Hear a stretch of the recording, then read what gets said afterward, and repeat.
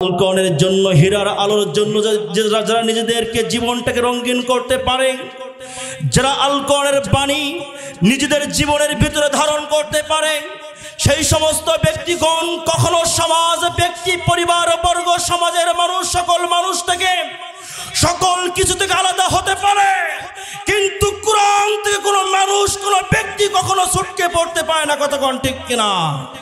সুতরাং আমাদের জীবনটাকে আমরা কোরআনের আলো দ্বারা রঙিন করতে চাই, হীরার বাণী দ্বারা আমরা রঙিন করতে চাই। মহাগ্রন্থ ঐশী কোরআন আমাদের জীবন পরিবর্তন করতে। কতক্ষণ ঠিক কিনা? সুতরাং আমাদের জীবন হবে কোরআন দ্বারা, আমাদের পরিবার হবে কোরআন দ্বারা, আমাদের সমাজ হবে কোরআন দ্বারা, এমনকি আমাদের পার্লামেন্ট হবে কোরআন দ্বারা। কতক্ষণ ঠিক কিনা?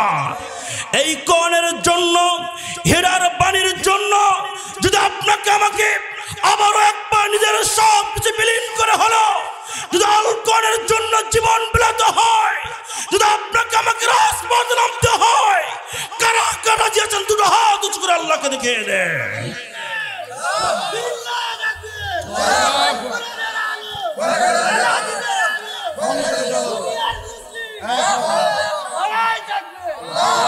আলহামদুলিল্লাহ, আমরা সকলেই আগে বলতাম যে আল কোরআনের আলো ঘরে ঘরে জ্বালো। এখন আমরা একটু হলেও পরিবর্তন হয়েছি, আল কোরআনের আলো সংসদে জ্বালো। আমি বলতে চাই, আল কোরআনের আলো সংসদে জ্বালানোর আগেই যদি হীরার বাণীগুলো প্রত্যেক মানুষের 3.5 হাত বডির ভিতরে যদি হীরার বাণী ঢুকাতে পারত, প্রত্যেক ব্যক্তি যদি এই আল্লাহ তাআলার ঐশী বাণী গ্রন্থ কোরআন যদি নিজের জীবনের ভিতরে তৈয়ার করতে পারত, নিজের জীবনের ভিতরে তৈয়ার করার কারণে ওই এক ব্যক্তির দ্বারা পরিবার পরিবর্তন হয়ে যেত। কতক্ষণ ঠিক কিনা? আর পরিবার যখন পরিবর্তন হয়ে যেত, ওই পরিবারের মানুষের মাধ্যম দিয়ে ওই পরিবার প্রত্যেকটা দূরে দূরে যে, প্রত্যেকটা বাড়িতে বাড়িতে যে এই সমাজটাকে পরিবর্তন করতে। কতক্ষণ ঠিক কিনা?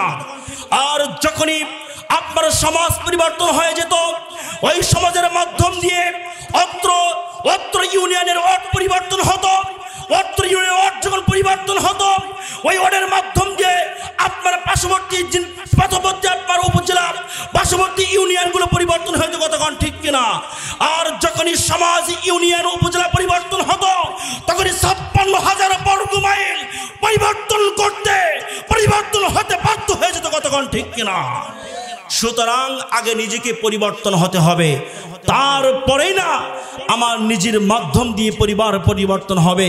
আর যখনই পরিবার পরিবর্তন হয়ে যায়, সমাজটা এমনিতেই পরিবর্তন হয়ে যায়।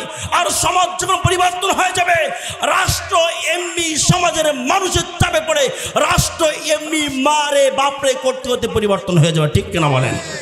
সেই সময়টা হচ্ছে আগামীর সময়, সেই দিনটা হচ্ছে আগামীর দিন। আমরা 17 বছর ধরে যারা ভোট দিতে পারি নাই, ভোট অধিকার এই স্বৈরাচার হাসিনা আপনারা কেড়ে নিয়েছিল।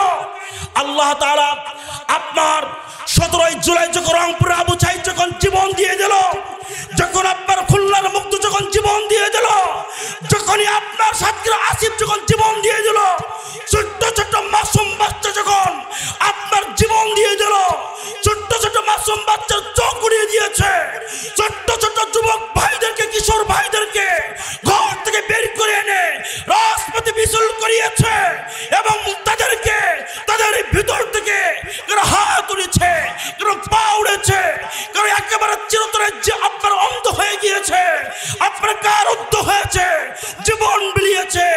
আপনার 17 জুলাই থেকে শুরু করে 5 আগস্টে আপনার বিপ্লব হয়েছে, পতন হয়েছে। এই পতন হবার মাধ্যম দিয়ে এমন একটা সময় এসেছে, এই সময়ের ভিতরে যদি আমরা এই কোরআন দিয়ে চলতে পারি, এমনিতেই রাষ্ট্রের মাঝে যারাই প্রতিনিধিত্ব করতে চান না করো, এই কোরআন ছাড়া কোনো ব্যক্তি সংসদে যেতে পারবে না। কতক্ষণ ঠিক কিনা? সুতরাং আপনাকে আমাকে তৈয়ার হতে হবে, আপনাকে আমাকে লড়তে হবে, আপনাকে আমাকে স্ত্রী বিধবা করতে হবে, আপনাকে আমাকে সন্তানকে এতিম করতে হবে। তারপরও আগামী নির্বাচনে এই কোরআন ছাড়া কোনো বাপের আইন, কোনো স্বামীর আইন এই বাংলার জমিনে বাস্তবায়িত হতে দেওয়া হবে না, হবে না ইনশাআল্লাহ। এই মর্মে রাজি আছেন যারা যারা দুটো হাত টান টান করে দেখান, লিল্লাহে তাকবীর। আলহামদুলিল্লাহ, আমি যত সময় আছি কথা বলবো এই কোরআনের আলোকে এবং হাদিসের আলোকে। শুনবেন তো ইনশাআল্লাহ? কলিজায় কি লাগে আপনাদের? হয়তো অনেকেই কষ্ট পাবেন, তবে একটা কথা আমি পরিষ্কারভাবে বলতে চাই, যখনই আমি ইব্রাহিম আলাইহিস সালামের কথা বলতে যাব তখনই অবশ্যই নমরুদের কথা আমাকে বলতেই হবে। কারণ হক আর বাতিল এমন, হকের কথা বললেই বাতিলের কথা বলতে হয়, বাতিলের কথা বললে হকের কথা বলতে হয়। কতক্ষণ ঠিক কিনা? এই জন্য আমি বলি আমাকে হকের কথা বলতেই হবে। আর যখনই হকের কথা বলবো তখনই আপনার ইব্রাহিমের কথা বললেই নমরুদ যারা হবে তাদের কথা আমাকে বলতেই হবে। যখনই আমি মুসা আলাইহিস সালামের কথা বলবো তখনই অবশ্যই ফিরআউনের কথা আমাকে বলতেই হবে।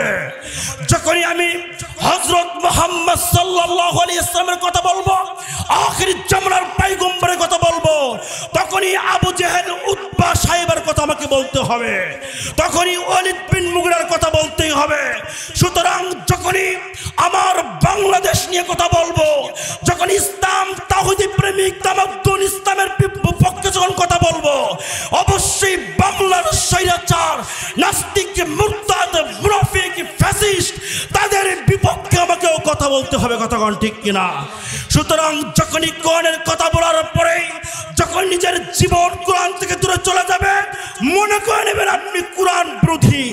আর কোরআন বিরোধী কোন ব্যক্তি যদি আবার হাত উঁচু করতে চায়, স্পষ্ট ভাষায় কোরআনের মাহফিল থেকে বলতে চাই, তার হাত একেবারে ভেঙে দেওয়া হবে ইনশাআল্লাহ। সকলে বলেন ইনশাআল্লাহ।